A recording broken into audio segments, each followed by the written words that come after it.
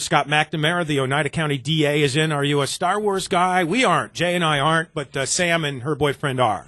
No, actually, I've never watched any of the Star Wars movies. So. No lifesavers at the DA's office? No. No. For sure. You've obviously been very busy of late, Scott. Have you gotten enough sleep? Oh, yes. Very good. Yesterday, we had a very interesting expert on the show to talk about cults. I don't know if you heard any of that. Yes, I did. That was a phenomenal interview, and as a matter of fact, that's somebody we're going to be reaching out to interview. That was a great interview, and I thought that the information that he had was very interesting and very powerful, actually. Yeah, now, initially, the reports in the paper were saying that we should be careful about using the word cult, and I know the authorities were saying that as well. Is that now past the time when you're worried about people using that name in connection to this case? Yeah, I'm not going to use the word. Mm-hmm. It's not for me to do. I mean, obviously, it's been thrown around quite a bit, and, I've tried to stay away from it. I mean, what we're looking at and what we look at when we prosecute somebody is, to show somebody's guilty of a crime as an accomplice, you have to show that they had the same culpable mental state and that they did something to aid, or that they commanded it, or they importuned it, like begged the person, or so we look at more of along that line. So whether it's whatever anybody wants to call it, that's kind of what we're looking at. So defining it by a word like cult or whatever is not that important to us. I think it's more. I think the public needs to know. I feels the need to know if it was, but for our purpose. It's not that important. It's more important to show whether or not the people have control over somebody that can get them to do something. So, but we're definitely going to be reaching out to that. It was a great interview. And I just want to say, while I'm on here is, I commend you and compliment you guys for the way you've handled this reporting. I mean, you've done it in a very professional way, and I really appreciate that.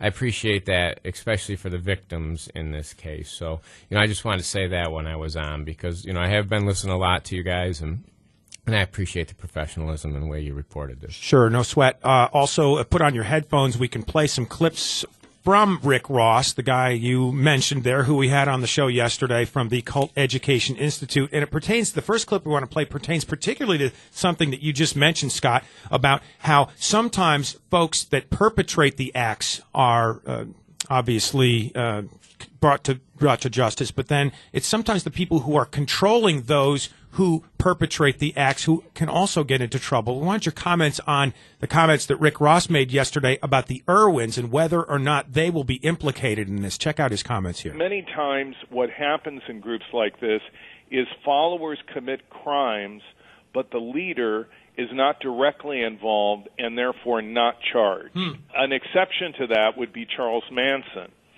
Charles Manson was not at the scene of any of the murders, the Tate LaBianca murders, and yet he was charged, convicted, and imprisoned as the mastermind behind the murders.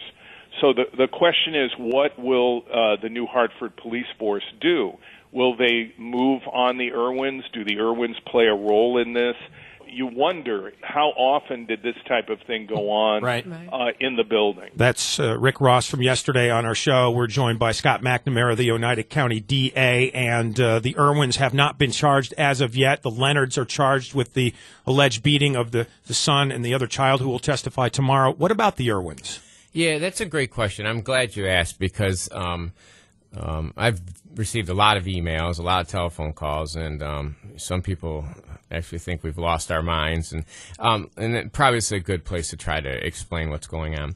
When somebody is arrested initially for committing a crime, a lot of times what happens is the police, and in this case isn't much different, the police initially don't have a lot of information.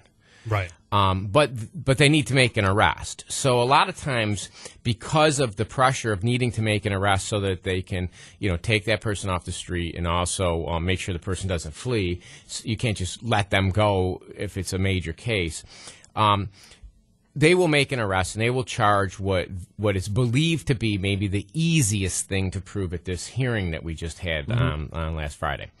That doesn't mean that that's what ultimately we'll charge it on. So what ends up happening is, as the case continues and the investigation continues, we can develop more information, and then ultimately what we do, and you know, in this case wouldn't be any different, is when we go to the grand jury, we will ask the grand jury to consider a whole array of charges, not just the one charge. So there might be other charges, there might be more significant charges, and obviously we look for other people that would be culpable, and we would ask the grand jury to consider charges against them. And it was, as I was listening to the interview yesterday, it was interesting that he brought up the Charles Manson fact pattern, because although, you know, I don't consider this group anywhere near the crime family that the Charles Manson group was, but that does, you know, that analogy where you have a controlling figure who directs something to be done, who's ultimately brought to justice. You know, I would say that, you know, that is something that we are fully aware of, and we've looked at the Manson case, and when we continue to look at the way that case was prosecuted and how it was prosecuted, and as we move forward.